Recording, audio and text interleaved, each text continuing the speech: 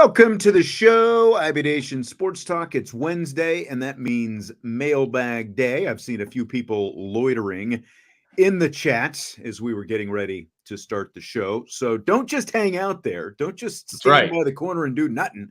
Get your question in for the mailbag. That's what this is all about. We're a full-service show. Am I right, Vince? You're darn right you are. You're always right. It's like you and I have been married. You and I have been married for like 20 years. So you're always right. We can at least come here and be right. Right?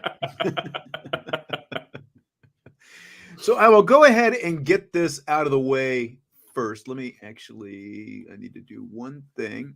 And then I just learned how to do this whole screen share. Oh, did you? It's pretty fun. Yeah, it's not terribly difficult. Although but you've always put up like the audio and stuff. Isn't it a similar process? Well, it's a little different. Okay. Different than a screen share, because a screen share, you're literally putting up what's on your screen. With the audio, it's like I save the files to the desktop and they are there. So I'm going to, I see it. Let me see. I'm going to put this puppy right up there. That's an interesting view that we've got there. I don't think I've ever seen this one before. Let me see if I can. I don't know if I'm going to be able to blow this up any far. I thought that I was going to do this well. So at the end of last night's show, literally right after I hit the stop button at the end of the show to end it, a super chat pops in from Salty. He said, this is the wrong. Yeah. Okay. Yeah, this is it. He said, there was a $50 super chat that came in at the end of yesterday's show, and it was indeed from Salty. Again, I thought that I was going to be able to blow this up a little bit more, but for whatever reason, let me see if I can do this a different way. Tommy, there we go. That's a little bit better. There we go. Tommy actually sent me this so that we were sure to have it. Jesse screenshotted it for me, but Tommy sent this to me so that we were sure to have it. So here it is. Sean, DK, and I had a wager on their number.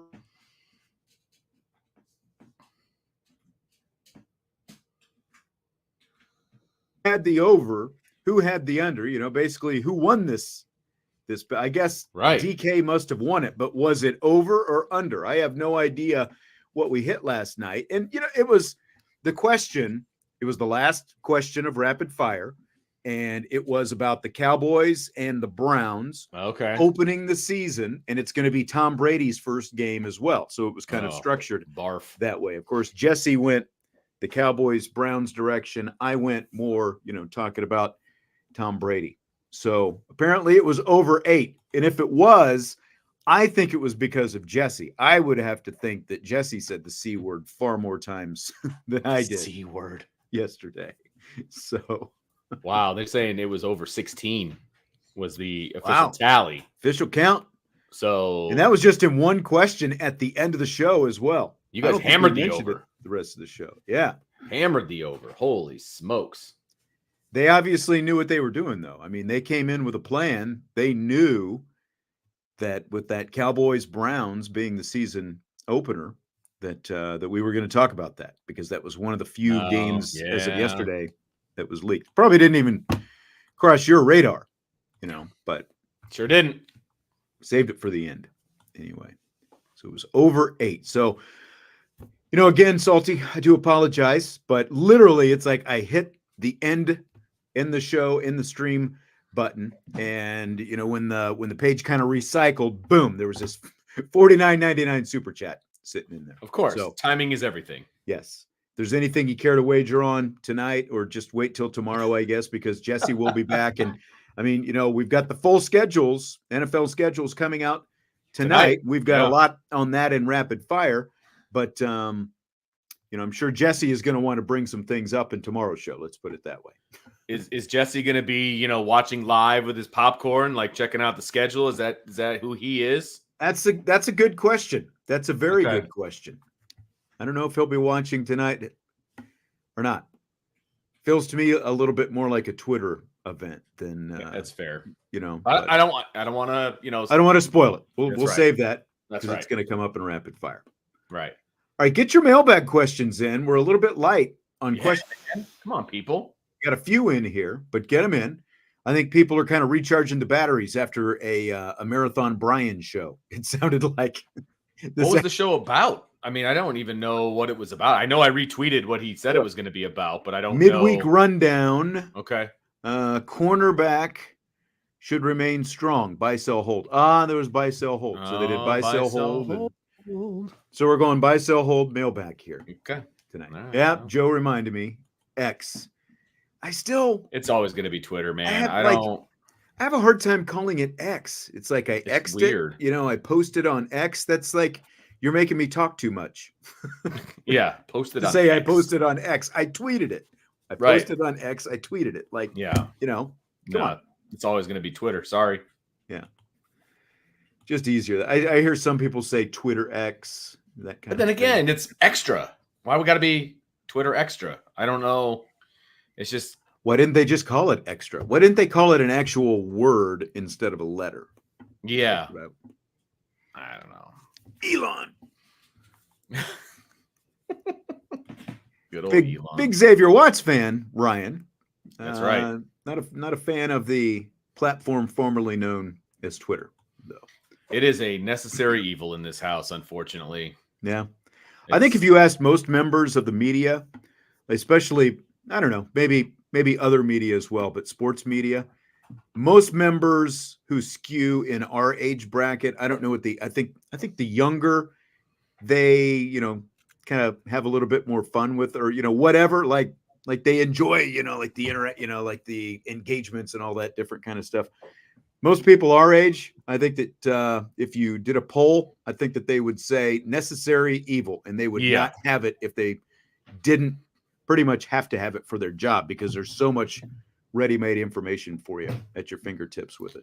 Yeah, I mean, I open it and I peruse it, my feed, for breaking news, because that's where all the breaking news always is. Sometimes that's Notre Dame, sometimes that's you guys post, like, Ryan or Brian posting something breaking because they haven't had a chance to tell me yet. And so I actually see it when everybody else sees it, when it's on Twitter. And then, breaking news around the sports, atmosphere, universe, I guess. And then it is the absolute necessity for recruiting, which is ridiculous. I kind of wish I lived in the land of the old days where there was no Twitter, but that is the only way to start these relationships with these coaches is through Twitter. What's funny is there's a weird kind of dichotomy going on since Elon took over, because I think that there are a lot of, like media outlets, like whether it's ESPN.com, SI.com, like our website, irishbreakdown.com, because I hear Brian say this all the time. It's like, and I had a boss who would say this, like, we're giving this information for free to Twitter. Like, we're not getting paid for it. Twitter is getting paid for it. And then when Elon took over, he basically looked at it the other way. Like, why should I give my platform for for these people to promote their stuff? So there is a lot, like the algorithm has changed quite a bit, just in terms of being able to find other people's stuff, and just things that come up in your feed or don't come up in your feed that used to come up in your feed. It's just a lot different now because he changed the algorithm, because, again, like our employers would say, we're giving it to Twitter for free, but Elon is saying, well, I'm giving you this platform for free. Why should I just let you promote your stuff out there? I mean, you've seen it in the way he's changed. You remember, like, you used to get like a full headline and stuff like that, and now it basically looks like a photo, but it's got a little bit of the headline like in the corner, photo and those kind of things. Yeah, like de-emphasizing a lot of that different stuff. So it's a lot different right now. It is a lot different.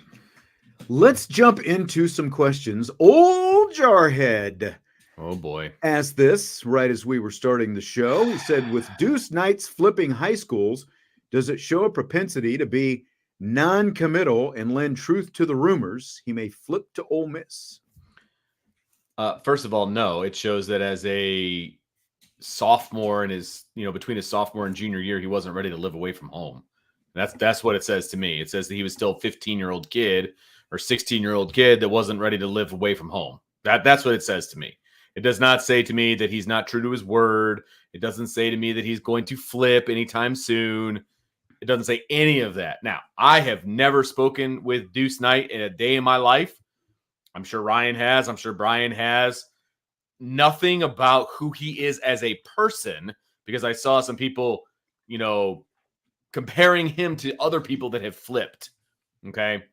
Nothing he projects as a human being tells me he's going to flip. Those other people did, right? Now, maybe that wasn't out in the public. Maybe that wasn't, public knowledge kind of a deal. But those guys, it was not surprising that they flipped. I'll just leave it at that. Somebody else wants to get any deeper, they can.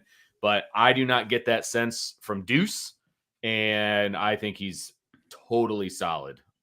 Totally solid. Yeah, I completely agree with that. I mean, just because you switch high schools doesn't mean you're getting, there are some guys who, when they get into the recruiting, like as you go back into their background, maybe they have switched high schools. Sure. And, they've bounced around and stuff like that. I mean, there are plenty of guys on the Notre Dame roster who played at more than one high school, current guys on the Notre Dame roster right now. So just because you decide to switch high schools doesn't mean, that's going to bleed in. And, look, everyone's, like if there are rumors about Deuce Knight flipping to Ole Miss because he's being actively recruited by Ole Miss. It's no secret that they want him, but he is committed to Notre Dame, and he's been a very strong commitment to Notre Dame. So absolutely. I agree. Everybody's saying I flipped. I did. I actually we've all flipped at one point in our life, right? I've flipped multiple times. I've actually worked at like 4 different high schools, so not overly surprising about that. I have flipped out. I've done that too. Too many times. By the way, I just realized this today. It is May 15th. 2 years ago today, my life changed. Got flipped, turned upside down. Well, I was basically flipped out, by my former employer. Was that 2 years ago? And it led me here. It took about a month or so before we kicked off our first show. Oh, but I remember it was 2 years ago today that listen, one of the best career opportunities to came my way. I'll tell you what, I remember that day quite well because you told me, and then we immediately went into the offensive to try to get you to come over here. I was talking to Brian. I'm like, hey, do you think this will work? Can we make this happen? We're going back and forth. And oh man, I'll never forget that. Like we ramped that thing up to 100 miles an hour really fast. And it did get fast because I think he called me that same day and said, did. hey, let's talk about this. Yep. I'll never forget that. Yep. So, yeah, it kind of flipped me upside down, I guess, but I landed on my feet. Yeah, you did. And it's been a lot of fun. So, and appreciate you saying that, Andre. And, like I said, it's been a ton of fun. And we're going on in August. It'll be 20 years that Vince and I have known each other. It's true. And when we were back at the old ESPN affiliate here in South Bend 20 years ago, and we were doing the old Sean Steyer show back in the day. I know I've told you before, like what we're doing right now is as close to the vision that I had for that show 20 some years ago. It took a while for us to get here, but it took YouTube to make it happen, I guess. Yeah. Right? YouTube and Brian. Never would have thought that was going to be the case, obviously. Right. And, but remember, like on Fridays, we would do, because we did it kind of the same way during the week. You would do a couple days a week with me. There were a couple other guys who would come in and do a day or two with me. And then on Friday, we would all get together. There were probably too many of us because there were like 4 or 5 of us, spitting, into the mic at the same time.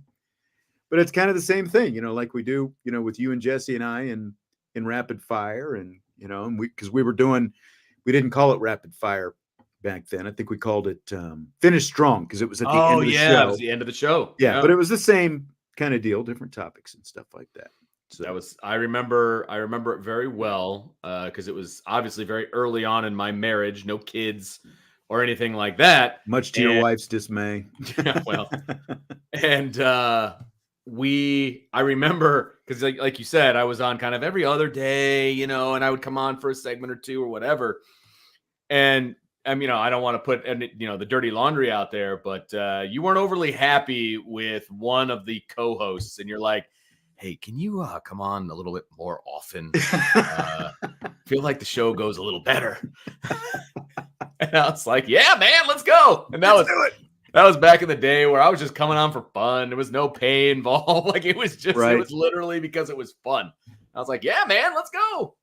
So yeah, lots of memories though at the radio station. Remember my wife called when we were on the air? Yes. To tell me that she was pregnant. That's right. I couldn't tell you. She's like, now don't tell anybody. I'm like, well, why would you call me while I'm on the air? I'm in the studio. I'm in the air.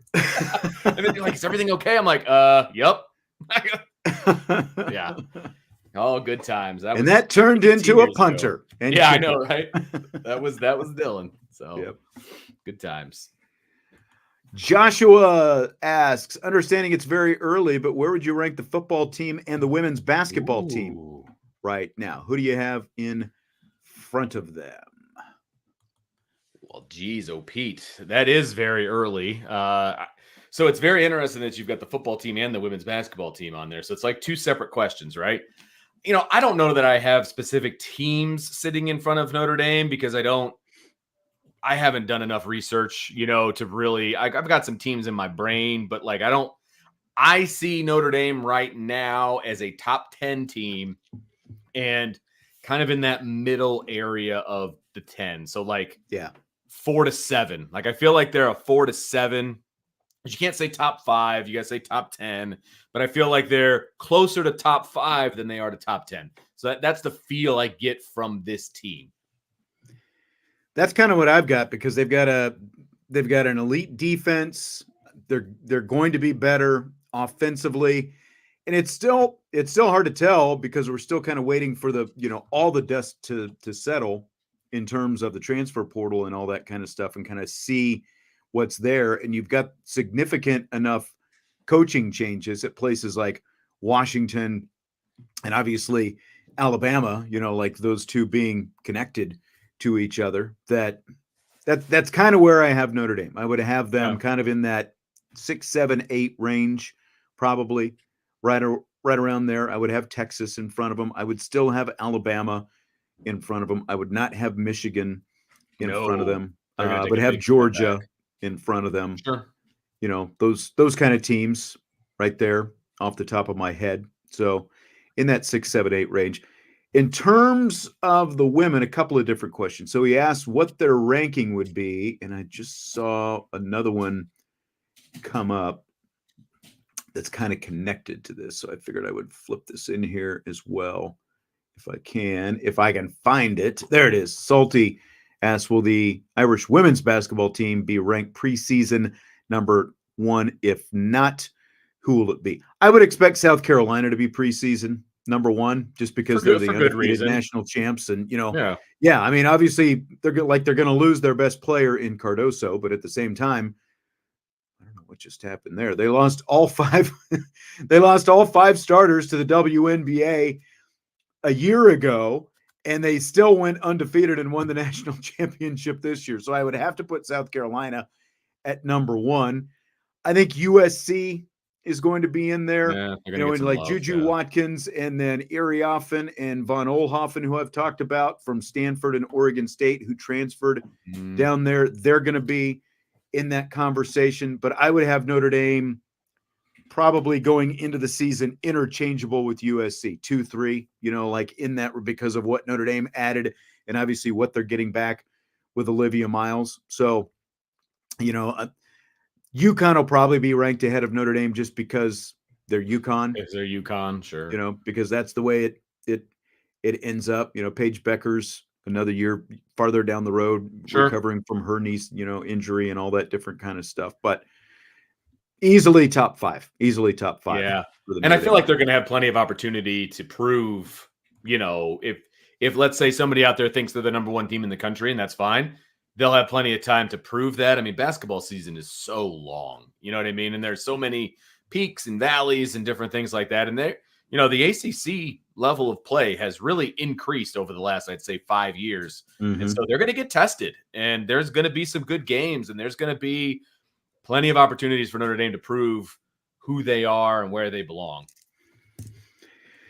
Absolutely. It's going to be a lot of fun, though, with what they've added. And if you missed it yesterday, did have the interview with Olivia Miles, and you can find that either on YouTube or, of course, Spotify, Apple, wherever you get your audio podcast, you can find it there from yesterday. So still up, relatively high in the feed. So check it out. USMA 87. What's a reasonable price you'd pay for an A&M ticket? Cheapest ticket right now is $350. I'm the absolute wrong person to ask this question of. Yeah.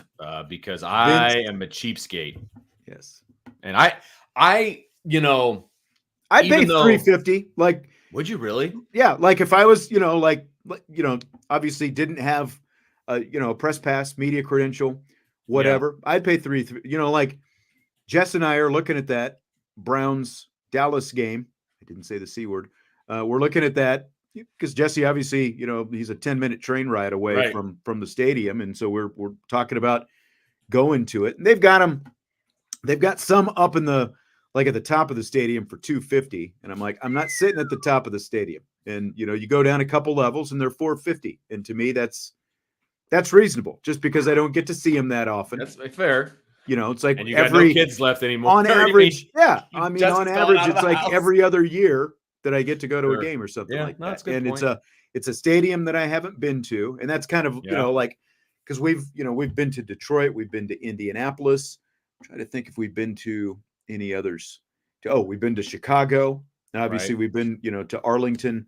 I've been to Arlington a couple of different times. Jesse came down with me for that Shamrock Series game, and we stayed over. It was the game. Peyton Manning and Tony Romo. It was like a 50-something to 40-something game. Ooh, it was nuts. But lots of scoring. Yeah. But like if you really want to go to that game, that's $350 is reasonable to me. I guess because ticket prices are not cheap these days, especially once they hit the secondary market. Well, and they're not going to go down. I mean, if you can get them for $350 now, it said $350 is upper deck, $750 in the lower bowl. Wow. You also have to take into account getting down there. I mean, it's not a drive for most people, I wouldn't think. And so you're going to be flying down, you'll be getting a hotel. Like that adds up real fast, man. Like that's why I would say I will enjoy it from the comfort of my home. As much as I would like to go, though, I contemplated telling Brian, hey, man, because he asked me what away games I wanted to go to this year. And I really thought hard about the A&M game. And the only reason I said nay to the game was because the night before, obviously my kid is playing. It's his senior year, and they're playing their biggest rival. So they're playing Mishawaka that night. Right. So look, it's not a short trip either. That's right. There Exactly. and back, and there's a lot to it. For sure. So, but I contemplated it for sure. Dallas to College Station. I want to say like maybe 3.5, 4 hours. Something Is it really like that? Joe was asking. So big. Yeah. Yep. Of course, it always comes back to the Cowboys, Ryan. I mean, come on. Have you tuned into this show before? Seriously. Tommy says the evening show yesterday started mid, jumped to great, then finished decently. Well, I guess I'll take that. I mean, who was you mid? still who was you're the still first salty about that super chat at the end? Ryan was on at the start, so he's obviously throwing some shade at Ryan. I see. Okay, right I got it. It went Ryan, Olivia Miles, Jesse, and me in rapid fire. So you really rolled through the guests yesterday. That's awesome. Yeah, that was a heck of a show. Had a lot going on. Yeah, you did. And in fact, probably we'll do the same thing next Tuesday as well. Got another guest. Look at you. Up. So yeah, look at you. We're going to try to work more guests in this summer. I like it. It's I've talked to you before. It's like I beat my head against the wall sometimes trying to track down guests. I told you, I think it was a week ago at this time. Remember, I told you that I was 1 for 5 trying to track down guests. Yes. That one, Olivia Miles. I was going to say you said the one was really good. Yes. Clearly it was. Yes. But as I told you then, I never like to talk about who they are until I've actually either got it booked or in the can recorded. Yeah. You know? 100%. So, yeah. Because it wouldn't be the first time. I used to do a show leading up to Notre Dame football where it was just all guests, right? It was Notre Dame football players and things like that, like former players. And man, like we would try to talk about who was going to be on the show, and it wouldn't be a show unless somebody ghosted us. Like we always had to have, some sort of topic ready to go, just in case. When they showed up, it was awesome. But you never want to count your guests until they're actually on the air with you. That's for sure. Yeah. Salty wants to know, will the Jasquash, Charles Jagasaw, Absher, Craig, Schrouth, and Lambert start together at offensive line in any regular season game? I assume he means this year. Right. And I would say no, not this year. Next year, maybe. 26, maybe. But not in 24. There would have to be an awful lot of injuries for that to take place. That's what I was going to say. That's the only way I could see that particular combination starting together. There'd have to be this year 2 interior injuries because Pat Coogan would be the first guard in, so not Sullivan Absher, I believe. As of right now, coming out of spring, and then that's also assuming that Rocco is the starter, right? So whoever is the starter, Coogan or Rocco, that guy is going to come in first. So then you're talking 2 interior line injuries, and then to get Gerby Lambert in, I don't think he's going to be a starter, going into the season. I don't think he's going to be. Maybe he will be ready to be a starter throughout the whole year, but there would have to obviously be an injury at tackle as well. So you're talking 3 injuries along the offensive line. If that happens, I think Notre Dame's in trouble anyway. I would concur with that as well. God's thumbs. What's the status on eBay? That is my jacket that I ordered, and I went the negative review route. So I gave him a negative review. And wait, what happened? Did it not come? Still not here. Ooh. I've been waiting for a month now at this point. Not here. Yep. So the jacket, I paid for it.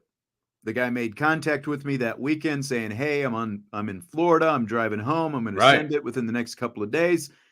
I've been waiting for close to a month now. Still no jacket.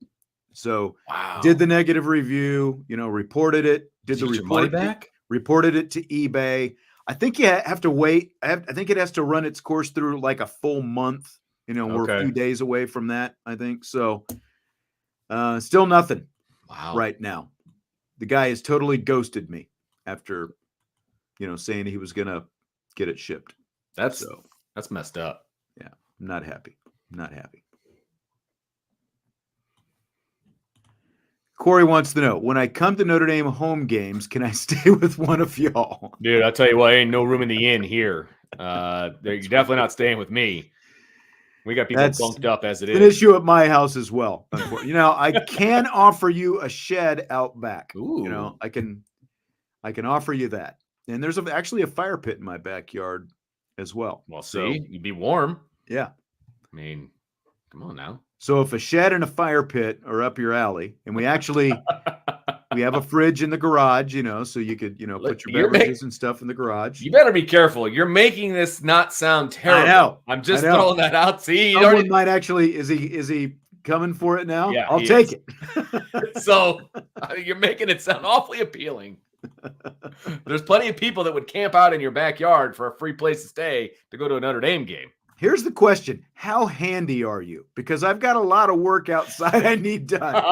So, some weeds can be pulled. You can get here early enough. Yes, that's right. That's hilarious. Right. Joe, this is an interesting one. Favorite all-time sports player? I've got a weird one, and I kind of do too, just, based on everything people know about me. So. Yeah, I've got a weird one. So not to go too in depth, but when I was a kid, I was a catcher in baseball. Baseball was my favorite sport. And that's really all I did, growing up until I got to middle school. And then of course I played football as well.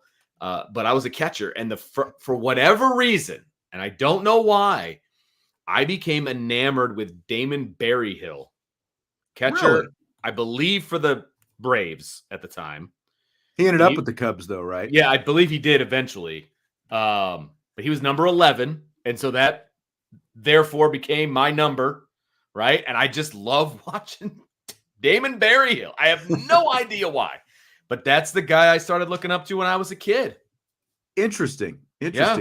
Because I was a catcher when I was a kid as well. I wasn't very good, didn't receive very well. It didn't have the greatest arm as well. So I ended up moving to second base and in center field ultimately as I got older. But when I was young, I was a catcher. Okay. And so this was in the 70s. And, Johnny Bench was kind of up there, but, he was a little bit older. He retired, at some point in that era. So my guy was Gary Carter. Before he ended up with the Mets, he was a Montreal Expo. And I've got an extensive Gary Carter baseball card collection. I've got like the old spiral bound, like the hardcover notebooks and like the sheets with the sleeves. I've got as far as I know, I've got every, there might have been like some special card that slipped by me someplace, but I've got every baseball card that Gary Carter ever had, starting with rookie card with the couple. There was like a Topps rookie card and another kind of, like not one of the major brand rookie cards from back at his Montreal Expo days before he did the perm. And he's actually still got straight hair when he's with the Montreal Expos. It's great. So, well, of course, I went and looked up Damon Berryhill. The reason I started watching him and liking him is because he was with the Cubs. Then when I really started to analyze him and he was with the Braves. So it makes sense now. So there you go. Damon Berryhill. That's a good one. It's a weird one. Joe wants to know how crucial this season is to the overall direction of the football program and Coach Freeman in general. It's really important. I mean, I don't get on board with, I was listening to the mailbag that Brian and Ryan were doing the other day, and somebody asked a similar question, like if he loses to Texas A&M, is he on the hot seat? No, he's not on the hot seat.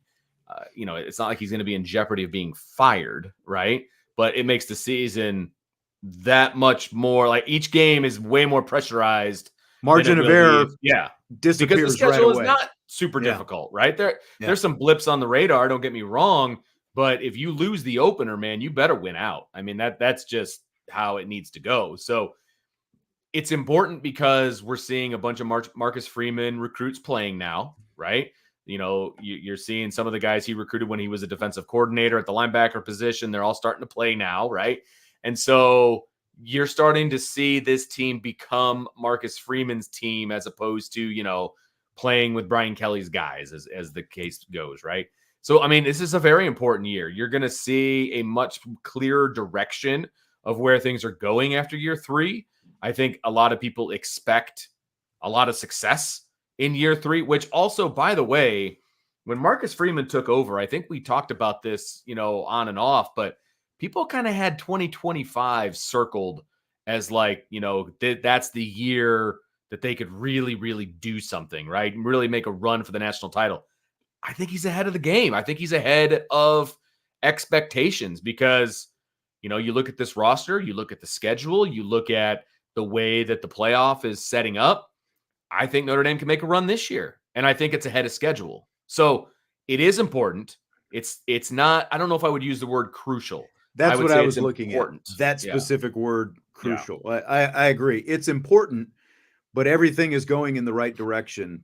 Like the recruiting is still going in the right direction. When you look at the kinds of players they have on the roster, it's obviously going in the right direction. They've hit the transfer portal.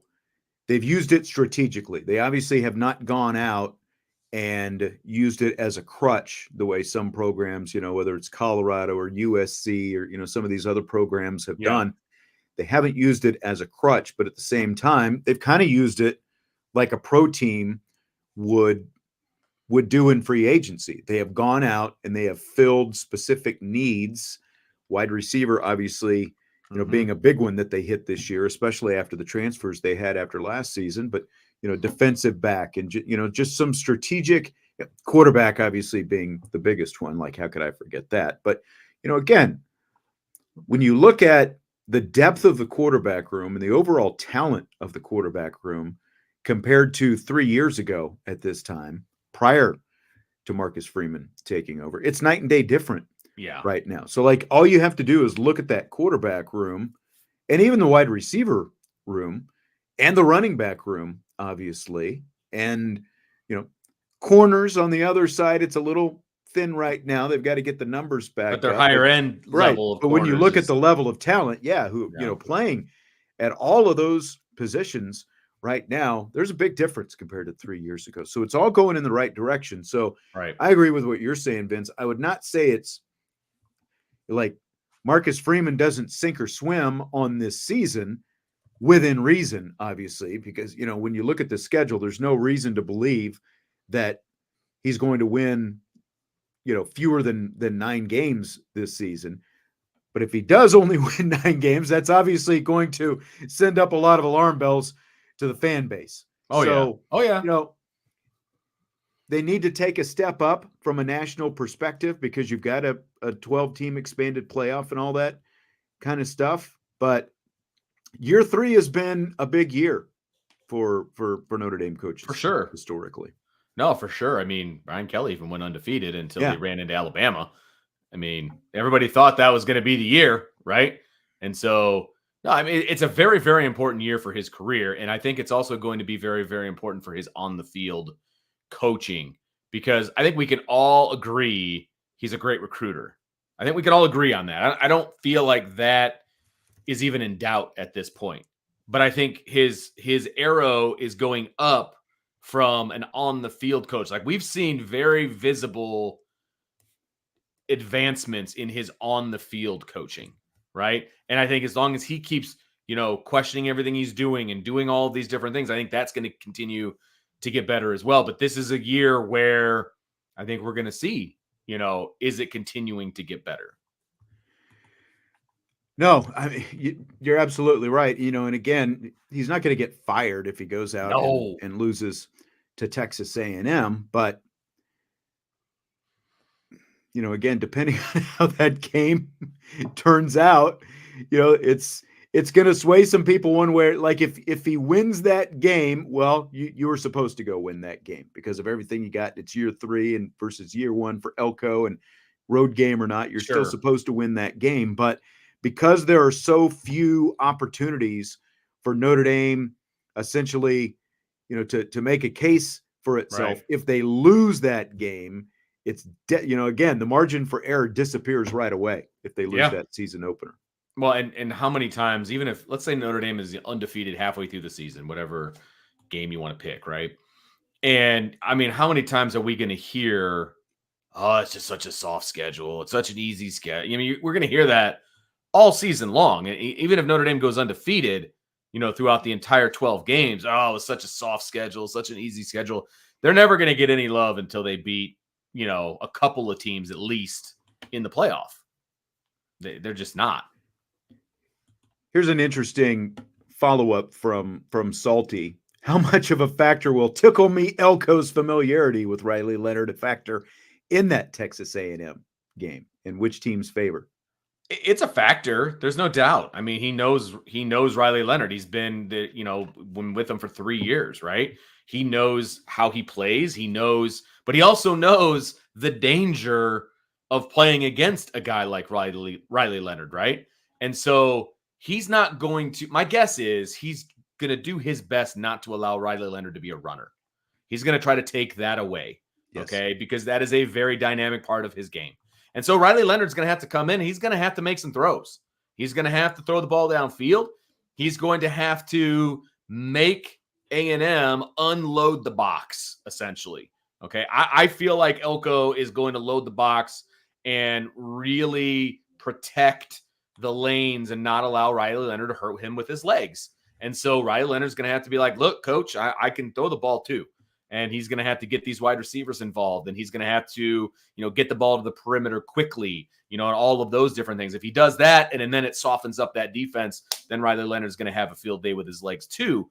But I do think going in, Elko's going to be like, look, man, you're not going to beat me running the football. You're not going to. So it's going to make a difference, but I don't know that it's going to be a difference between a win and a loss.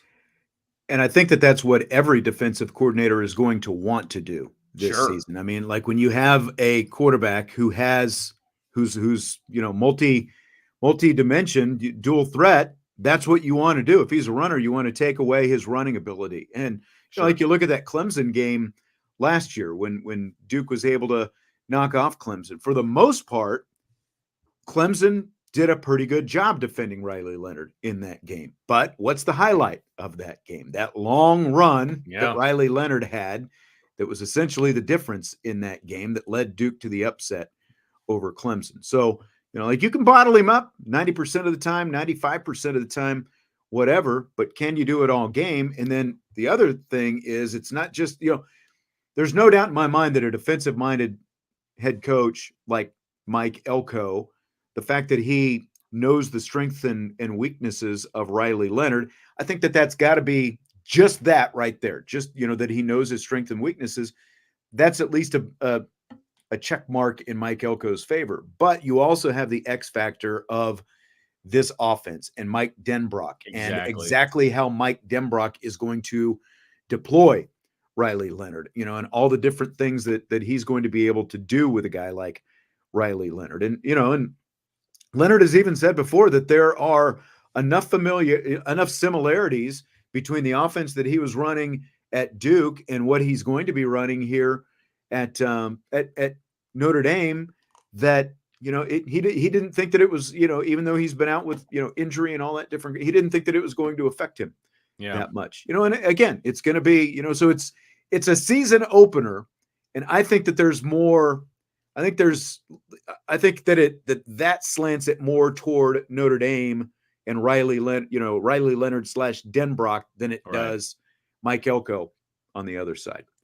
All the anti-Notre Dame talk going into that game is going to be, well, they're going to take away his legs. And there's going to be anti-Notre Dame talk. What are you talking about? A little bit. Where does this come from? I know. That's never happened before. It's crazy. I must have a special channel at my house that I see all of this on. But they're going to talk about, plain and simple, well, Elko's going to take away his legs and Riley Leonard's not accurate enough to make him pay for that. That's going to be the talking point offensively. Bring it on. Bring it on, because Mike Elko is going to make a defense pay trying to make you left-handed. It's not going to work. Mike Elko, I'm sorry, Mike Denbrock, there's too many Mikes. Denbrock is going to make them pay and get the ball to the perimeter and do different things and make Riley Leonard comfortable in the pocket so that he can get the ball to those amazing wide receivers and Jeremiah Love and, traverse the ball down the field, I think, pretty easily. This is an interesting comment that Brent has, kind of, again, following up on the Riley Leonard conversation. He says he needs to exceed expectations in order for the Irish to be relevant. I think that's an interesting comment because, to me, my expectations for Riley Leonard are pretty high. Yeah. So for him to exceed those expectations, I think is going to be very hard. What do you think? I agree wholeheartedly. The words in this question that I have an issue with are exceed and relevant.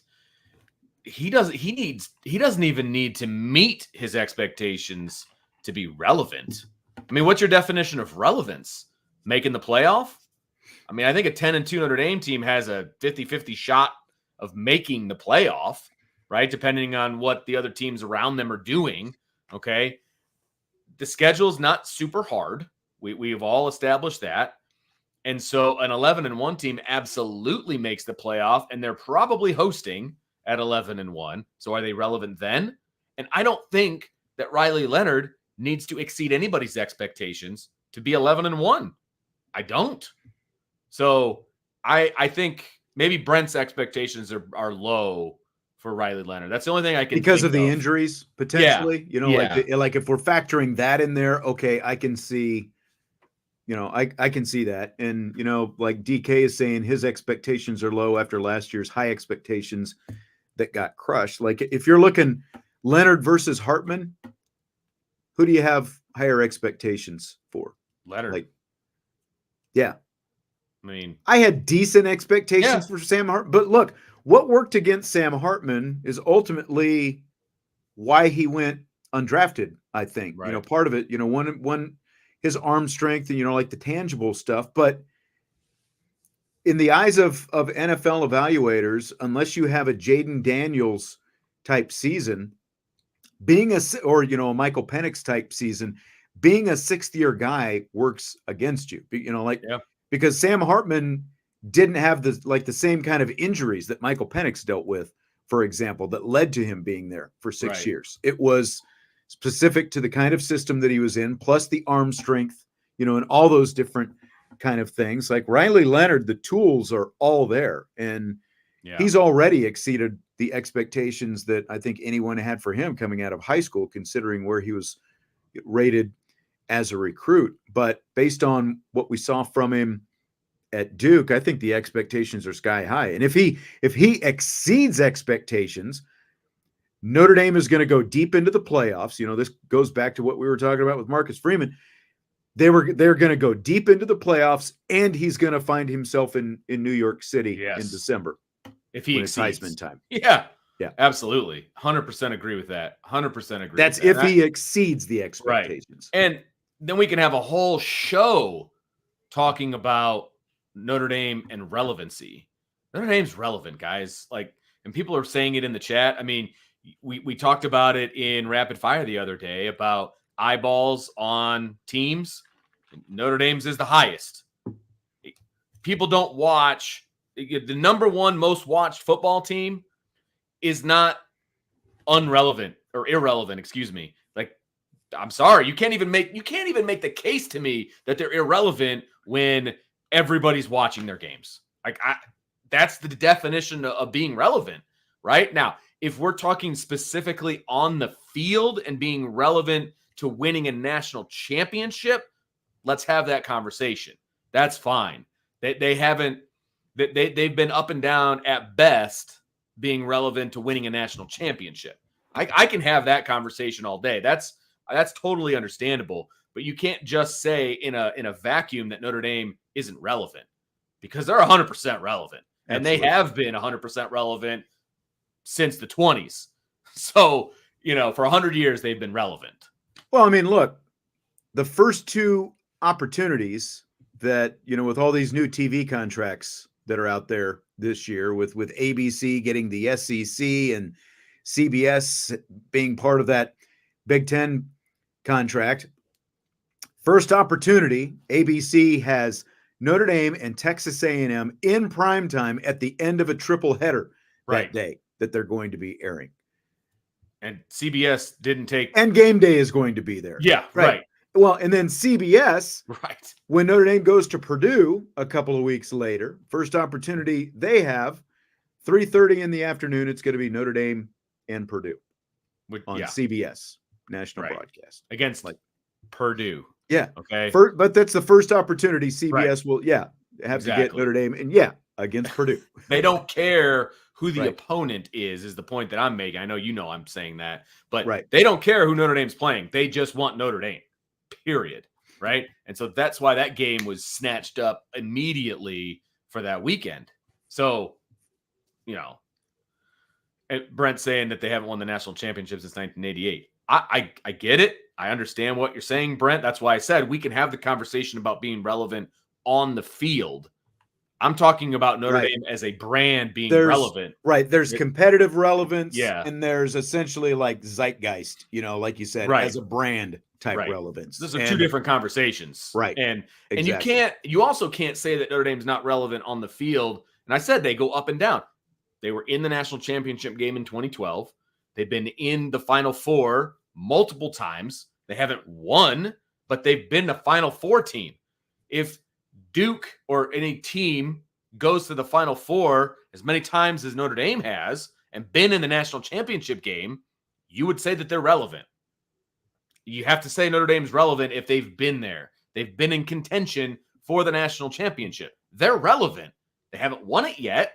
I get that, and I understand that part of the argument, but they're still relevant to the conversation. Yes. So Karen says she collected baseball cards. Catcher was her favorite position. Still is. Nice. Good job, done. Karen. Couple of super chats. Thank you very much, Joe, for dropping that one in, throwing the love our way. Love Joe. And another one from Tyler. He says, how excited are we for the upcoming season from last year? So, like, in comparison to last year, how excited for this upcoming season? I'm always excited in May for the upcoming football season, regardless, right? It's hard to tamp down my excitement at this time of the year. Like we just went to, we just had the parent meeting for football for high school, last night. And so, like, I'm fired up for football. Like, it's all I can think about. And my kid's in the postseason for track tomorrow. And all I'm thinking about is football. So, like, I'm fired up. I'm always fired up this time of year. If we're talking about, like, expectations, I think my expectations for Sam Hartman were higher than they probably should have been. And I thought that he was going to elevate the quarterback position, and all of those different things. And so I was definitely disappointed with the outcome, but I was excited going in. I think looking at the roster, looking at the schedule, things like that, I'm more excited about the potential outcome of this year and what that could mean. I will also say, though, I am less excited about the games this year. Like, there's not like, I don't have a bunch of games. That's the only thing. This like, year. I would kill to have that A&M game here instead of down there this year. 100%. Like, I'm going to go to the Purdue game. Like, woo, but just because I like going to Notre Dame games, you know what I mean? But like, I was excited for the Ohio State game last year. You know what I mean? I was excited for the USC game last year. I'll always be excited for the USC game, but there's those marquee type games just aren't really there this year. So that tampers my excitement down a little bit. But I think they can go further this year too. I don't think they're a 9-win regular season team. Yeah. I mean, that's why I'm excited about this year, because I think that it shapes up to have a really good chance to be a special year and a playoff, season. And how cool would it be to be there for the first ever home playoff game at Notre Dame Stadium, that kind of thing. Now, there's a lot of things that need to happen before that, but that's the kind of thing that could happen this year, because, even though the schedule is lackluster, it lends itself to being able to do that as long as you take care of business week in and week out. So I would, like, scale of 1 to 10, I'd put it probably at a 9, because I agree, like, other than Florida State, and even Florida State, that could look a lot different about a month into the season. You never know, exactly what they're going to look like with everything that they lost. But other than that, there's not a whole lot of excitement on the home schedule, unfortunately. That's the only downside to it. There's just not, like, I guess I'm excited for the Miami, Ohio game for different reasons, because, Dylan's like the recruitment and stuff like that. But I just, none of the games are like, ooh, can't wait for that one. Like, I'm excited for game one because it's game one. It's A&M, I guess, but A&M, that doesn't really excite me, to be perfectly honest with you. No game really excites me. I'm excited because it's game one, and it sucks that it's at 7:30, but it is what it is. Scale of 1 to 10, rate the Mike Denbrock hire. 742. I mean, it's a great, look, outside of the fact that Mike Denbrock is what people like to call a Notre Dame guy, right? That this will be his third stint and all of those things. I really like Mike Denbrock. Really like Mike Denbrock. He's nice to my kid. He's a good coach. He's a nice guy. I love listening to his X's and O's. That back when they had the coaches clinic, I would always go to Mike Denbrock's talks. Like, I think he's a really good coach. But Marcus Freeman identified the best offensive coordinator in the country and went and got him. I mean, that by itself should get people excited, because people have talked ad nauseum about the fact that Notre Dame doesn't pay their assistants, and Notre Dame doesn't do this, and Notre Dame doesn't do that. I think they've proven that they're willing to spend money to get the best. And Mike Denbrock, not even arguably, was the best offensive coordinator at the time. He wasn't even on the market. Yeah. He wasn't even on the market. Like, he went into LSU's backyard and brought Mike Denbrock back to Notre Dame. That's huge. Yep.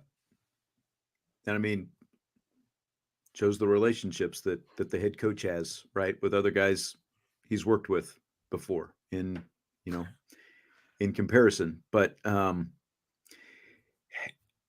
what was the biggest knock probably that Marcus Freeman had his first couple of years? He had a very inexperienced offensive coordinator last year, and even Sure. Tommy Rees the year before that wasn't that seasoned, and he was obviously completely married to the Brian Kelly, that mold of offense, and it's going to break out this year, and it's going to look so different than what we've become accustomed to seeing. And I know that I've mentioned, would say it to you. I would say it to. I just was so sick of seeing all these tight ends on the field all the time. I know. Now, maybe see they've got good tight ends. I'm not knocking the tight ends, but there's different ways to do things, and you can run the ball by spreading guys out on the field and lightening the box. That's the kind of stuff I've been talking about for the last couple of years, and that's the kind of stuff that Mike Denbrock is going to do. And so it's 10 out of 10 for me, without a doubt. Yeah. It is massive. It's massive. And not just massive for Notre Dame. It sent a message to the rest of college football too, in my opinion, that look, we're not here to screw around. Like, Mike Denbrock's coming back to Notre Dame, from LSU of all places, the vaunted LSU who, all the things, just fill in the blanks about what LSU is, just pulled him right out of there and brought him back to South Bend. It's so exciting to me. It's so exciting for everything that it says about Notre Dame's program and what it says about Marcus Freeman and what it says about the administration at Notre Dame. It's just super exciting. Will any team without a first-round bye win the national championship over the next 3 years? Absolutely. I think too. I think it's absolutely a possibility. Let's see who those teams are. Like, is it going to be an obvious, the top 2, 3, 4 teams are like markedly better than everybody else? Okay, we can have that talk. But you're giving me 3 years that somebody ranked 5 through 12 is going to win the national championship. I'll take the bet. I'll take the field on that.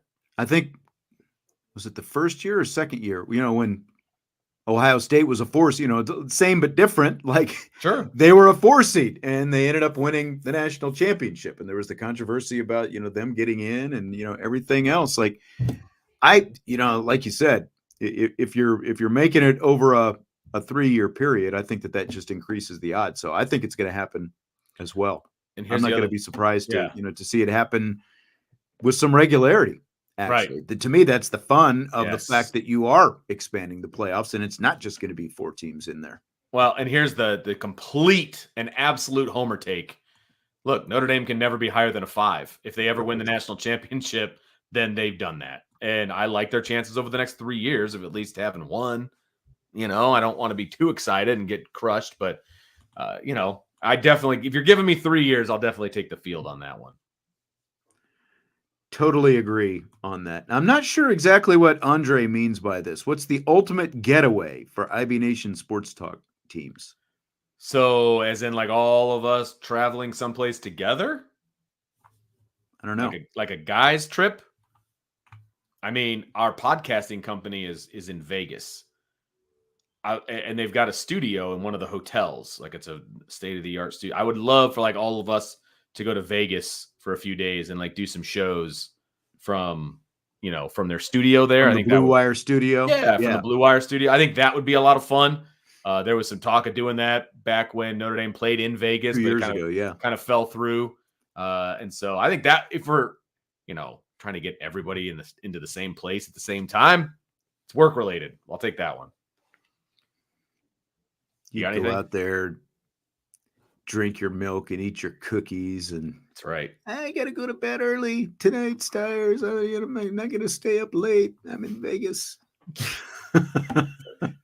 Are you mocking me right now? Is that what you're doing? It's not like you'd be down there, throwing any money around, right? Well, not mine. If you're going to give me somebody else's money to play with, they don't give out gambling vouchers in Vegas. You actually have to buy those chips when you get there. So. I would say number 2 trip for the IB crew would be national championship game. For sure. You know what I mean? Everybody goes, we do like the Radio Row thing.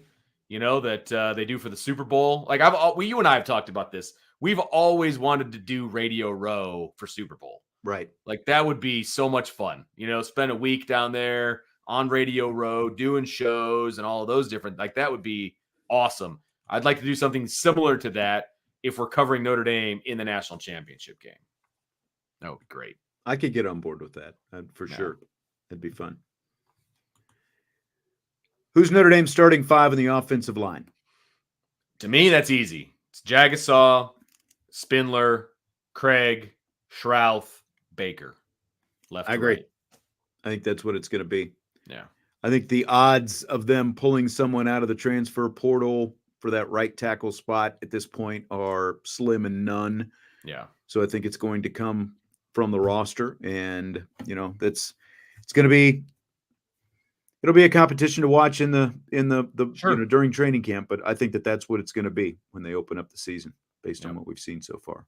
I do too. Question is going to be how much improvement can Baker and Wagner both make this summer? Absolutely. Going into camp. Yeah, I'm saying this knowing that true freshmen have started on the offensive line in the past 3 years. Like I get it, I understand that, but I still think it's going to be tough for a true freshman to come in the fall and take over the right tackle spot. I think that'd be very difficult. But I think so. Hey, if he's, I think it could happen at some point during the season, depending on how things go. Yeah, but I agree. I think it would be really hard, especially you're going into a road environment. Tosh Baker does have experience, and they're going to value that, I think, in that road environment in that first game. Like look at what happened when they went to Ohio State a couple of years ago. Some decisions were made specific to experience. And I think that at least in that game, that's going to be the odds of him being out there at right tackle are very high. Now that again, that doesn't mean that Gerby Lambert might not be able to win it at some point during the season. But I think that going into the season, that's going to be the starting 5. Look, I'm an absolute proponent of best man to play. I mean, I don't care that Tosh Baker is a 17-year senior or whatever he is. It seems like he's been around for a really long time, right? And against a true freshman, I don't care. Best 5 play. If Gerby Lambert ends up being one of the best 5, put him in. No problem with that. None. Will he crack? Josh says, could he possibly crack the 2 deep? Absolutely. Yes, he could crack the 2 deep.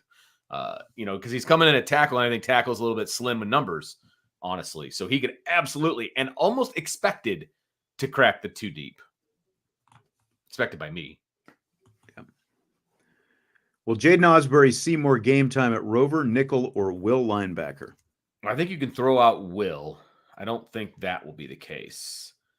So it'll be Rover or nickel. And honestly, your entire answer to this question is going to be, gosh, why is his name escaping me? The nickel for Notre Dame. Jordan Clark. Yeah, Jordan Clark's health. If Jordan Clark is healthy, then the answer is Rover. If Jordan Clark is not healthy, then the answer will be nickel, which is like a Rover in that particular spot. Mm-hmm. So it all depends on Jordan Clark's health. I agree. I think that he's going to see more time at Rover, and then that nickel thing, he started to play more of that toward the end of the season, or not the end of the season, the end of the spring. Yeah. So, yeah, I completely agree with that. Yep. As always, I'll hold some back for our next segment. Are you ready for rapid fire? Woo, baby. I didn't know if we'd ever get here. We had some good questions. Like it started out so light. And I was like, I don't know if we're going to get anything good here. And then questions really started coming. A lot of different kind of questions. That's why I said some of them I think I'll save for rapid fire. By the way, Ryan and I were talking yesterday about Notre Dame hasn't played a regular season game in Texas in 8 years since that Texas game. They've played a couple playoff games there. Someone posted in the YouTube comments, SMU is joining the ACC. So Notre Dame will at least have some more opportunities to get down there to Texas. With what regularity, I guess, is TBD. But yeah, they should be, making a trip to SMU at least every few years, depending on how things go. Speaking of SMU, I try to do my best to indoctrinate my kid with like knowledge of sports history, right? And so one of the things we do when we go on road trips is we download documentaries or movies or whatever.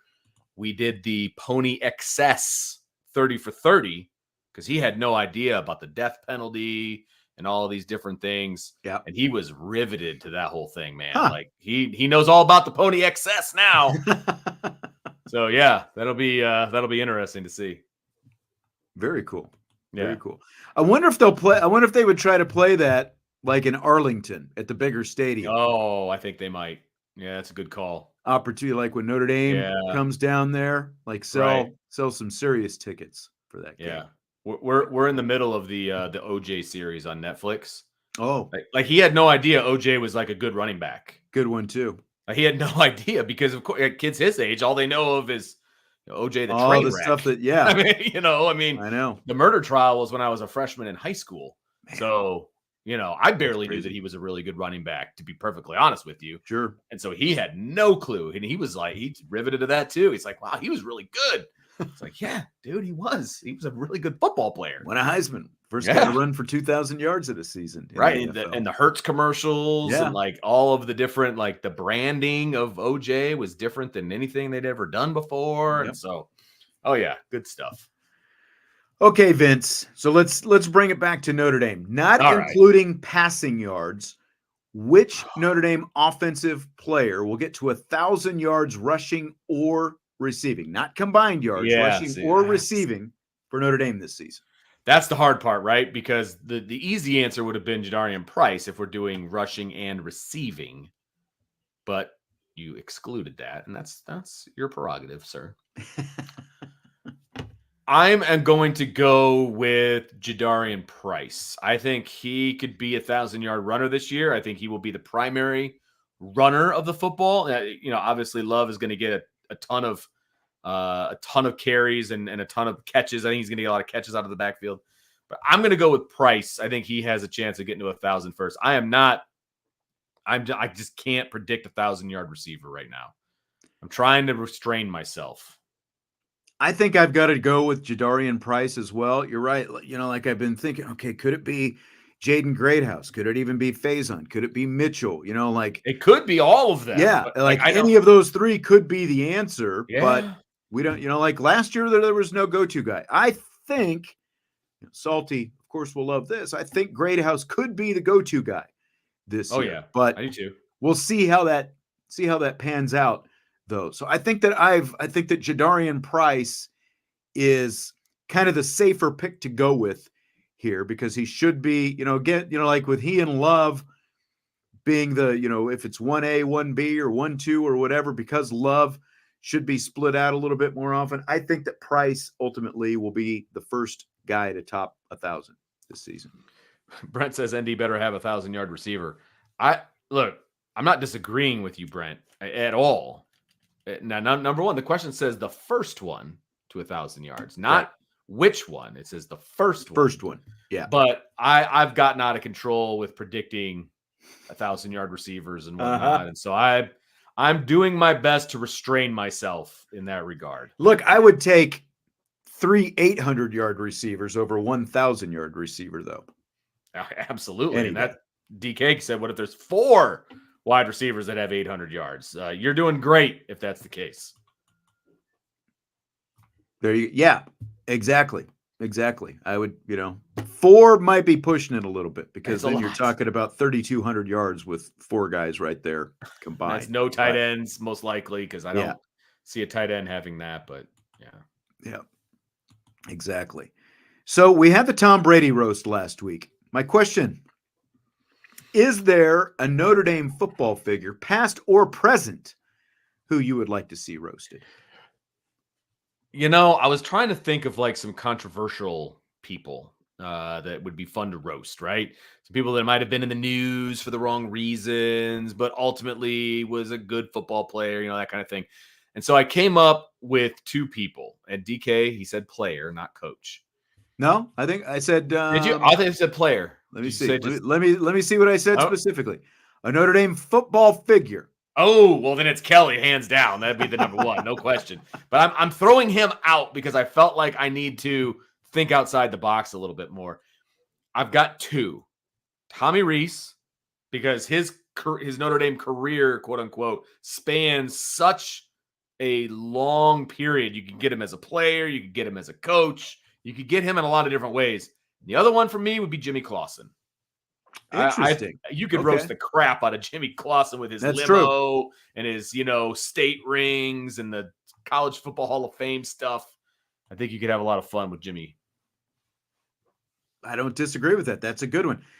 Brian Kelly, I think, is the easy answer. I think everyone would want that. The problem with Brian Kelly is he's too thin-skinned. He would never go for it. No right? Like way. everyone would like to see him up there and just get sizzled, like for 3 hours like Tom Brady was. But crazy. I don't think he would be able to handle, any of the rough stuff. And that's what a roast is all about, right? I was trying to think, like the Reese thing, I think that makes sense. Jimmy Clausen, I didn't think about that. Like I feel like Jeff Samardzija could be a good one because you talk about a guy who would go with it and, just like that whole Samardzija era back there. And, especially you get some former players up there. You can get doing baseball, the roasting. You can get football. Yeah, that's right. And there's like a lot of guys who know a lot of things that I think could be fun if you had Jeff Samardzija. That's a good one.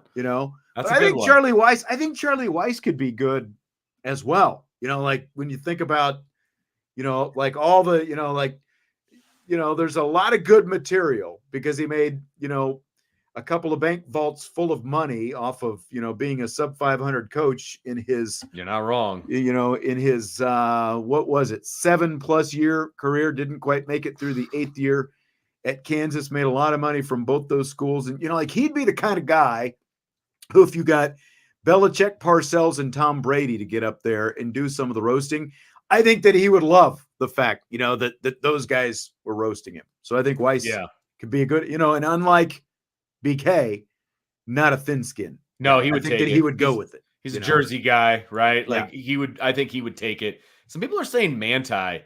Manti would be off limits for me because that would just, the whole night would turn into, your girlfriend and, that would be does he have a girlfriend? That's what the whole thing would be about. I don't think that would be that much fun. That's hitting below the belt for him. He's gone through enough crap. I'm not roasting Manti. I'm sorry. Yeah, I agree. The other ones aren't bad. I like the Brian Driscoll one. That would be fun. You could have some fun with that. But I would want to be employed the next day. So. Yes, I would not do the roasting. No, I would just stand back and try not to laugh. I'm like, I don't know why anybody thought that was funny, Brian. I don't know. Right.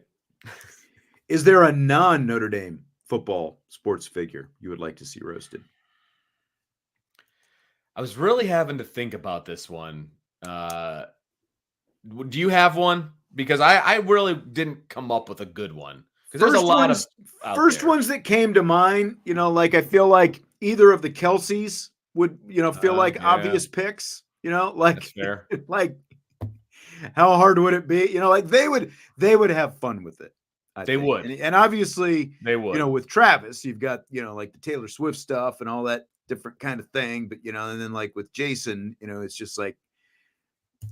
Either one of them have got the kind of personality. It feels like that they would, kind of go with the flow. Yeah, they would take it.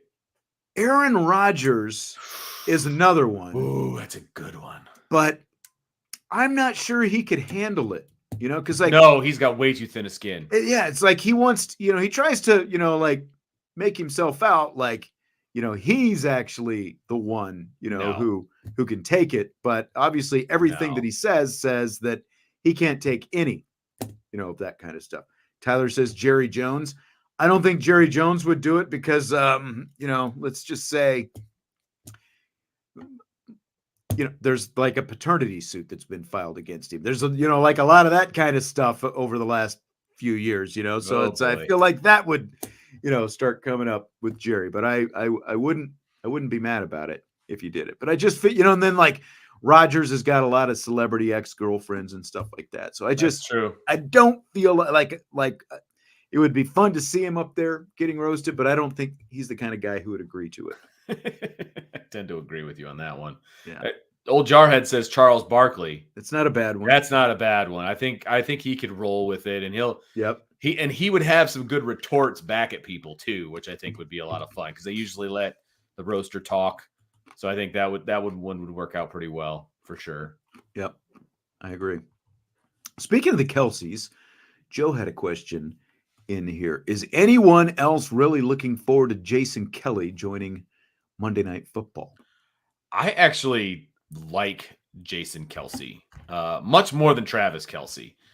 I just think Jason is very salt of the earth. Sometimes he goes overboard with it, with the shirt off and the crazy antics and everything. But people love that. Like, I feel like people identify with him. And I also there was a documentary.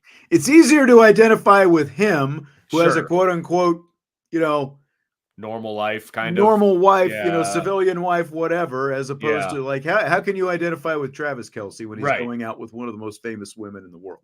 Right. Like, I mean, he's literally arm candy because she's so much more popular than he is. Right. But, there's a documentary out there about Jason Kelce that followed him his whole career, his whole season, I think 2 years ago. And it's pretty good. It's really good. It's on Prime, I think. Is that where it is? think It's so. really good. I really enjoyed watching it, and you kind of get to know him and his family a little bit better. And it made me more of a fan of him specifically. And so I am looking forward to it. I think he's going to do a good job. I think that Monday Night Countdown has been pretty listless for a while, and I think he's going to bring a lot of personality to that show. So that's I'm really looking forward to kind of seeing what he can bring. Like we talked about, like CBS needed an injection of personality, and like maybe he didn't want to do Sunday. I don't know how hard they went after him or whatever, but I think he may morph into that. Maybe this is like a trial run or whatever. Yeah. But I feel like this is going to be a good move. Yeah, for Jason Kelce and potentially, they got rid of RG3. Yeah, I never like to see guys, lose their job, but I never felt like RG3. Like, I felt like he was always just like kept it fairly vanilla, and you don't have to go overboard in your criticism of players. But I always felt like what was supposed to be analysis tended more toward, like a lot of defensive, the players all the time, rather than actually critiquing them and that kind of stuff. Yeah. So today is NFL schedule release day, and they've released a handful of games over the last few days, but the full release is at 8:00 tonight. So Vince, do you buy or sell the NFL schedule release as a prime time TV event? I feel like you're setting me up for this one, but it's a huge... I mean, I am kind of leading you with the way that I worded it, I guess. But it's a huge sell for me. I will not be watching. I don't care. I don't feel... I mean, I realize the NFL is big business, as clearly shown at the draft with all the people that were there, which was nutty. I can't imagine going and standing in that mosh pit of people to watch the draft. But the NFL is very popular. And so they're going to televise pretty much whatever they can when it comes to the NFL in prime time, because they know it's going to get ratings. I just don't find it to be interesting in the slightest. So it's a huge sell for me. Yeah, it's a sell for me too. How you hear like, well, this meeting should be an email, or this call should be a text, Exactly. That kind of stuff. That's how I feel with the schedule release. Don't get me wrong, it's important to the fans. Like, there is still some excitement that comes with it, but the TV networks need it. Like, you have to know where the games are going to be to sell your tickets and all that different kind of stuff. But like, it's like this TV show should be a tweet or an IG post, or like whatever it happens to be. It's more social media than it is an actual TV show to me. Like when they did the was it the Chargers last year, and they did like the schedule release, and it was like they were trying to name the logo. You remember that from last year? Like they went out to people on the street. That's what a schedule release should be, not a primetime TV situation. Like colleges, for example, like the MAC, they put out their 24 schedule a few months ago, I think, and they all just had their own, Twitter release. Some people did videos, some people did just a picture of it, whatever. They all had themes. Do that. It doesn't have to be a whole TV show. We have to sit through everybody's schedule to get to the one you care about. I mean, they've been doing the slow release over the last few days. That's the other already thing too. Like just I don't know, whetting our appetite. I get, to me, there's just no need to sit there after 8:00 watching this on TV when I can do my Breaking Bad rewatch. So Just saying. it's just coming up tonight. Fill in the blank. It's blank that the NFL has given NBC an extra game to televise on December 21st, opposite of the college football playoffs first round doubleheader. It's bull blank is what it is. That's how I feel about that. Why does the NFL have to go up against college football? College football is going to lose to the NFL because that is just what it is. Okay. But why are you doing that? You know, I've also got an issue with the fact that was an NFL game on Friday night. Like, stop it. Stop with these. You're messing with the way the world has always been, in my opinion. Yeah. Don't put the NFL on Fridays because of high school football. Okay. That's how high schools make their money, is people coming and sitting in seats at games. And if there's the NFL game on, they're not going to come because they're going to want to watch the NFL game. Same situation here. Don't put it up against the college game. You're trying, you've got the college people trying to grow this playoff. Right. And now you're going to put it up against an NFL game? Like, come on, man. Like, you're setting them up for failure. And that's also the same day. It's there's going to be, that's the day Fox announced a couple of days ago that UConn USC women's basketball is going to be, I think, that night as well, out in stores. And it's like, you're putting all this up against the college football playoff. What sense does any of this? And it's just the NFL swinging their junk around, just reminding everybody who's the big boy on the block. Like, you can't just let, the first year of the college football playoff, it's like they can't concede any turf, come on. You've got let us watch the college. And as of yet, I haven't seen them announce, that game to know exactly what it's going to be. So it'll be interesting to see what that ends up being. But, we're going to see Christmas Day football, and Christmas is on a Wednesday this year.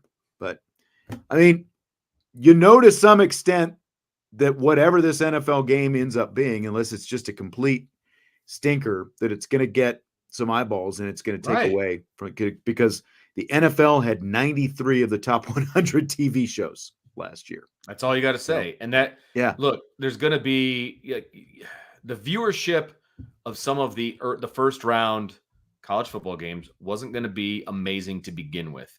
And now you're putting them up against an NFL game.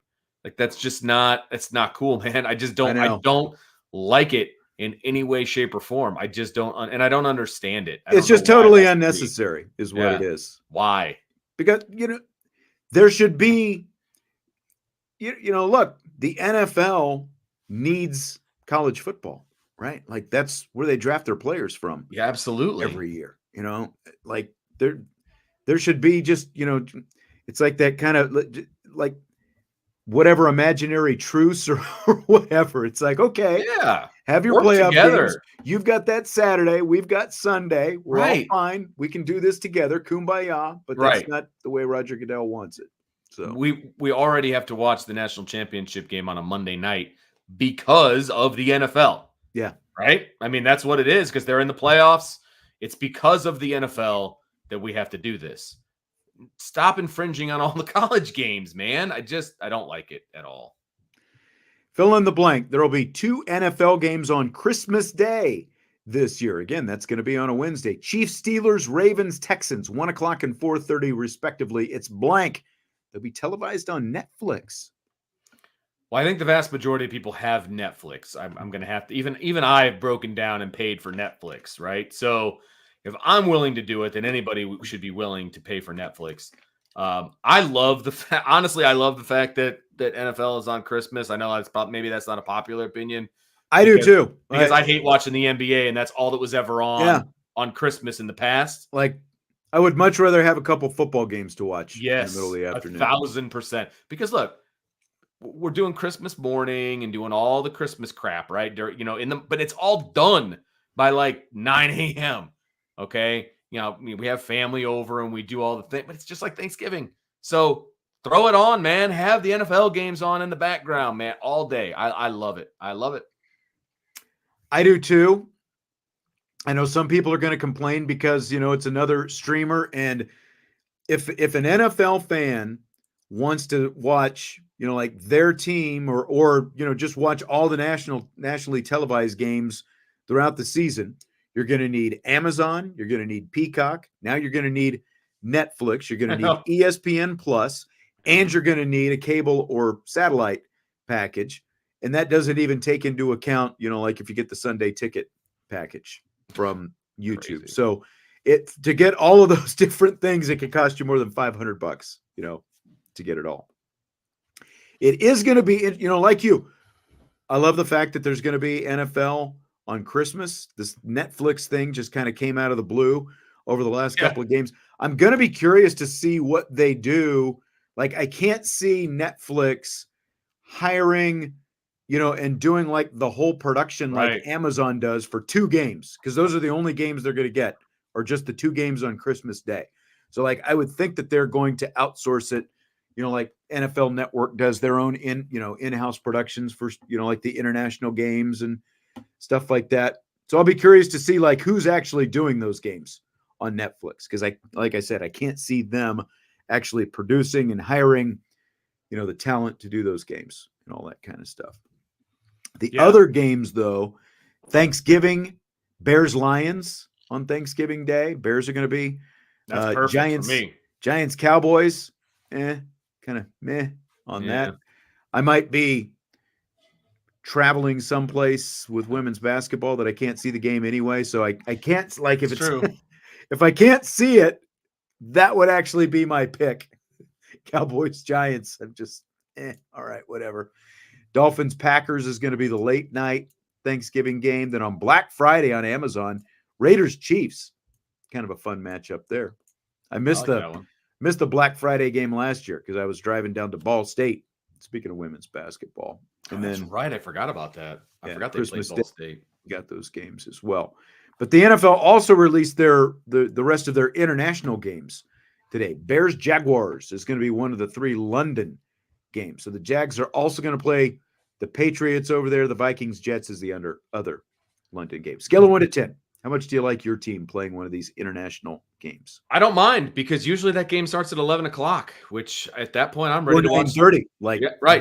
I'm ready to watch football. I mean, I hate having to wait until 1 o'clock to watch football. I'll be honest with you. I will watch football all day if given the option. And so I'm fine with it. And if it's my team, that's even better. I'm all for it. I'm all for it. Yeah, Jaywick 13 says the Jags are over there twice. Yes, and they're actually going to stay back-to-back weeks to play. Well, and the Jags are kind of like the de facto home team of London. Right. They've played more games in London than any other team. Right. There. So, yeah, I mean, fortunately, my team doesn't play very many international games, and I think the owner kind of puts his foot down and doesn't want to lose the revenue, and I don't think most of the teams that they would be hosting as well would want to lose the revenue, So, but you're right. Like, I don't mind, because most of the time I'm just watching on TV anyway. So it's not like I'm actually going to the game. So it's like a game is game wherever it happens. It's great. Roll out of bed, have some breakfast, watch some NFL football. Okay. Sign me up. So apparently the Bears have, I don't know if the full thing is out, like the Bears or the Titans, because this question came in a little bit ago, but we are ND for Life wants to know about how you feel about the Bears taking on the Titans in week 1. I mean, it's week 1. I mean, I don't know. I have very low expectations for the Bears this year. So, and I don't think the Titans are going to be all that great either. So it could be quite the pillow fight in week 1. So, I don't really have feelings positively or negatively towards it, my man. But, I'm still trying to figure out how I'm going to root for Caleb Williams. That's still something that evades me. I just don't see that happening. Now, he also wants to know if Caleb is going to have more combined yards than Dak Prescott this year. No, he won't. I don't think so either. Dak threw for over 4,500 yards last year, and he might not get to 4,500 this year. Actually, he might even surpass it, considering the question mark they have at running back this year. But I don't see Caleb Williams. They have not had, I don't think the Bears have even had a 3,000-yard passer in their history, if I remember right. Jeez, I know they haven't had a 4,000-yard passer in their history. So he's not going to do that in year 1. Nope. Because even if he had 4,000 passing yards and 500 rushing yards. I don't see that happening. No. So no. Andre is whistling the right tune. Can you believe college football will be back in about 16 weeks? Is it really? College football in 16 weeks. It's less than that even, isn't it? Because 4 months from now, I mean, 16 weeks is 4 months, right? So May, June, July, August, September. Oh, it's way less than 16 because fall camp is going to open probably the last week of July. So May, June, July, you're about, I don't know, 13 weeks away from fall camp opening. Yeah, baby. There we go. Yep. So Josh wants to know what you think about Christopher Morel. He says he's not sold. He prefers average and OBP. Would love to see the Cubs trade some prospects for Paredes. They actually used to have Isaac Paredes. He was a South Bend Cub at one time. Top 5 third baseman potential in his opinion. I'm sure Jesse would have some thoughts. Yes. On this. Jesse's a real Morel fan. He likes Morel. Okay. Yeah. And he told me a couple of weeks ago, he's like, bet on Morel to hit a home run in this game. He's starting to hit the ball hard again. So, of course, I did. Guess what didn't happen? But I think he's hit like 5 or 6 home runs since then. So, he kind of reminds me, we're talking about offensively only, but he kind of reminds me of Javi Baez. He's swinging for the fences. Javi Baez has gone kind of off the deep end as far as striking out and things like that at this point, with the Tigers, but he kind of gives me those vibes, right? And he's an energy guy. He likes to hit home runs, all of those different things. It's Javi Baez. He's like the reincarnation of Javi Baez at the plate. I just hope that he does hit for a little bit more of an average hit. His hit rate goes up a little bit. I would very much like to see that, but it's exciting. Every time he comes to the plate, you really never know what's going to happen, good or bad. And that is fun. I do get that. But it worries me a little bit. It does worry me a little bit. I'm not gonna lie. Yeah. Jaywick 13. I thought 3,000 sounded like a low bar, so it's 4,000. The Bears have never had a 4,000-yard passer because he says, according to what he found, Eric Kramer, Jay Cutler, Mitch Trubisky, Rex Grossman, Jim Harbaugh, and Billy Wade all surpassed 3,000, which makes sense because, like I said, 3,000 in today's NFL. That's not very really much, a ridiculously low number, but they have never had a 4,000-yard passer in their franchise history. I knew it was I knew I had heard. Definitely doesn't change my answer. Let's put it that way. Yeah, exactly. Well, that is going to do it for tonight. Don't forget, tomorrow is we in or we out day. And so you go to the new Champions Lounge. We've got a thread up there right now. You can post your we in, we out question. You can only do that on the Champions Lounge. So that's where the questions for tomorrow's show will come from as we answer those. So hit the Champions Lounge, we in, we out.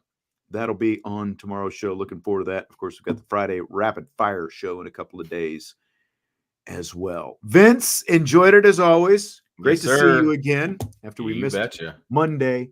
I know. Together.